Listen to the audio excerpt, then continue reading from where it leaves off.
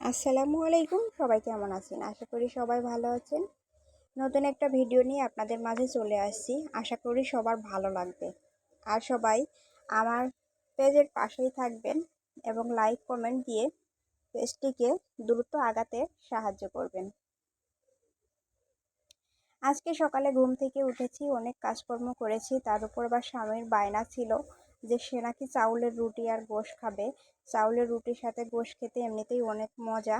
তো আমার চালের গুঁড়াটা বাসায় আর কি ছিল না। তো চাউলের গুঁড়া না থাকলে কিভাবে রুটি বানাবো, সে চাউলের রুটি খাবে। তো তাকে বললাম যে চাউল তো আছে, আলো চাল, তো তুমি যদি আমার একটু গুঁড়া করে এনে দাও। আর গুঁড়া করতে পারতাম নিজের বাসায়, ব্লেন্ডারটা বাসায় নাই, ব্লেন্ডারটা বাড়িতে রেখে আসছি। রুমের সব জিনিসপত্র বাড়িতে রেখে আসছি, যার কারণে আর কি করতে পারছি না। তো বললাম যে তুমি বাজার থেকে মেশিন দিয়ে কুটে এনে দাও, তাহলে তোমাকে চাউলের রুটি বানিয়ে দেবো, গুঁড়াটা শেষ হয়ে গেছে। তো বললো ঠিক আছে। চাউলটা ভিজিয়ে রেখেছিলাম প্রায় 20 মিনিট। 20 মিনিট পর আমি চাউলটা পানি থেকে তুলে নিচ্ছি, যাতে একদম চাউলে পানি না থাকে।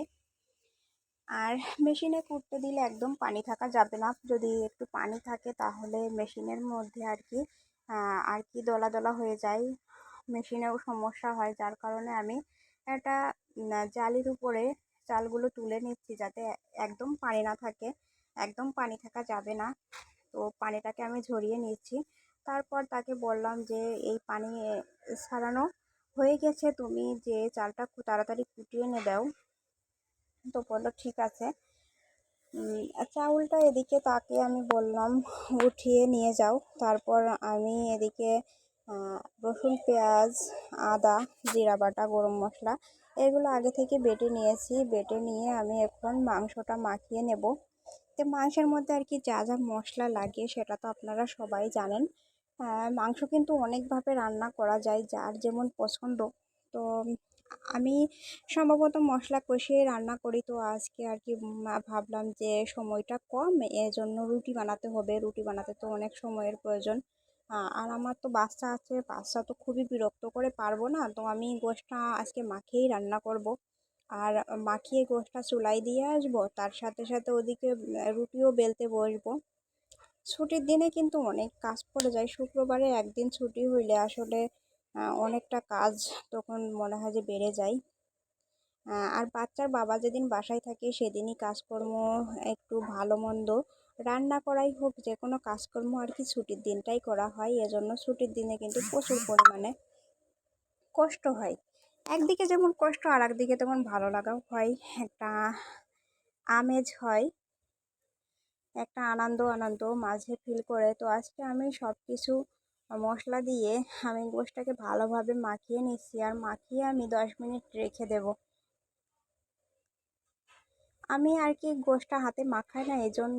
আর এই ঝালের গুঁড়া এসব ঝাল যদি কেউ কেউ আবার কালারের জন্য শুকনা মরিচ বেটে দেয়, তো আমার শুকনা মরিচ বাটতে মন চায় না, বাটাবাটির ঝামেলা আমার একদমই পছন্দ হয় না, তারপরেও করি।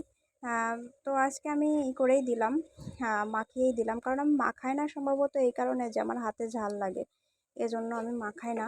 তো আজকে মাখিয়ে দিয়েছি, রান্নাটা কিন্তু সেই হয়েছিল, মাখিয়ে রান্না করি না। তো এবার ভাবলাম যে শুধুমাত্র হাতের কারণে আমি মাখাতে চাই না, তো এবার থেকে তো আমি মাখিয়েই রান্না করব, হাতে একটু ঝাল লাগে লাগুক, মাখালেই তো বেশি সুন্দর হয়।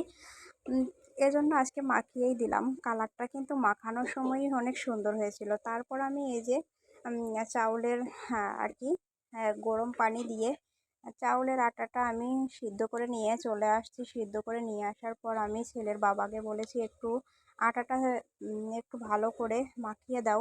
তো সে একটু অর্ধেক মাখিয়ে দিল, তারপর আমার ছেলে কান্না করছিল। আর দেখতেই পাচ্ছেন আমার মাঝে মাঝে আমার ছেলের হাতটা এটার উপর আসছে, ও আমাকে বেলতেই দেবে না। ও বলছে, মানে আমি যে কাজই করতে বসি ও বলে কি যে আমি করব, মানে আমাকে করতেই দেবে না। তো অনেকেই দেখা যায় এই চালের গুঁড়িগুলো আমার আম্মুদের যা দেখছি, আম্মু দাদিদের কাকিদের যা দেখছি, তারা হলো এগুলো লম্বা করে বানিয়ে নিয়ে তারপর সুতা আছে, সেই সুতাগুলো দিয়ে আর কি গোল গোল করে কেটে নেয়। তো আমার কাছে ওসব করতে আসলে বিরক্ত লাগে। তো আমি যেভাবে সহজ পদ্ধতি সেটাই করব। আমার কাছে এভাবেই ভালো লাগে। আমি এটা আর কি আটা মাখিয়ে রাখার পরে আমি এইভাবেই করি, একটা করে এইভাবে গোল করি আর বেলি। এই পদ্ধতিটা কিন্তু আমার কাছে খুবই ভালো লাগে। ওইভাবে আমার আম্মুরা যেভাবে করে ওইগুলো একবারে করে সবগুলো গোল করে সুতা দিয়ে কেটে রাখে। তো আমি আর সেভাবে করব না, আমি এইভাবেই করব। ভিডিওটা এমনিতেই অনেক বড় হয়ে যাবে, সেজন্য আমি আর কি সম্পূর্ণ ভিডিও দেখাতে পারিনি। আর আমার বাচ্চার জন্য আমি সম্পূর্ণ ভিডিও করতেও পারি না, যেটুকু পারি ততটুকুই আপনাদের মাঝে আর কি শেয়ার করি। মাঝে মাঝে হয়তো ভিডিওর কোয়ালিটি অতটা ভালো হয় না, তারপরেও চেষ্টা করছি মানে ভালো করার।